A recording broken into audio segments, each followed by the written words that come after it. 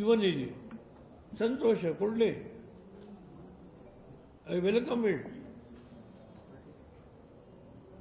ಅವರು ಬೇಕಾದ್ರೆ ಒಂದು ದಿನ ಹೋಗಿ ಅದರಲ್ಲಿ ರಾಮನ ಒಂದು ಪುಣ್ಯಕ್ಷೇತ್ರಕ್ಕೆ ಹೋಗಿ ಬಂದು ಆ ಡಿಪ್ಲೊಮಾ ಹೋಲ್ಡರ್ಸು, ಇಂಜಿನಿಯರ್ಸು ಮುಂದೆ ಬಹಳ ಪ್ರಬುದ್ಧಮಾನಕ್ಕೆ ಬರಲಿ.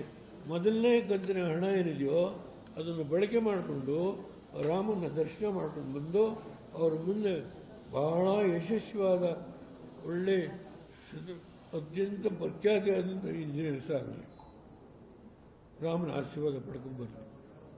ಮೊದಲನೇ ಕಂತನ್ನು ಅವರು ಬಿಡುಗಡೆ ಮಾಡಲಿ ಅಂತ ಹೇಳಿ ನಾನು ಸಿದ್ದರಾಮಯ್ಯನವರಿಗೆ ಪ್ರಾರ್ಥನೆ ಮಾಡ್ತೇನೆ.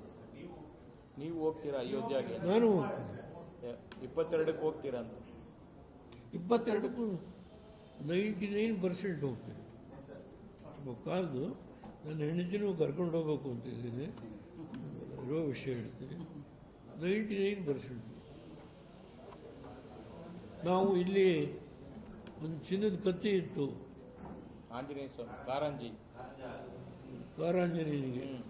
ನನಗೆ ಒಬ್ಬರು ಸುಲ್ತಾನ್ ಕೊಟ್ಟಿದ್ದರು. ಅದನ್ನು ತುಸಾ ಖಾನಿನಲ್ಲಿ, ಇಲ್ಲೇ ತಿಪ್ಪೇಸ್ವಾಮಿ ಇದ್ದಾರೆ, ಸೆಕ್ರೆಟರಿ ಆಗಿದ್ದರು, ಲೆಕ್ಕಾಚಾರ ಮಾಡಿಸಿ ಅಲ್ಲಿ ಆ ದೇವಸ್ಥಾನಕ್ಕೆ ಕೊಟ್ಟಿದ್ದೀನಿ.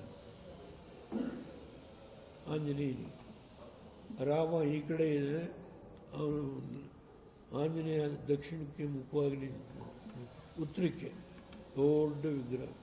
ಆಮೇಲೆ ಇನ್ನೊಂದು ಹೇಳಬೇಕು, ನನಗೆ ದೊಡ್ಡ ಆರೋಗ್ಯ ಕೆಟ್ಟು ಹೋಗಿದ್ದಾಗ ನನ್ನ ಮಗಳು ಆಂಜನೇಯನಿಗೆ ಪ್ರತಿ ಶನಿವಾರ ಬೆಣ್ಣೆ ಅಲಂಕಾರ ಮಾಡಿಸೋರು.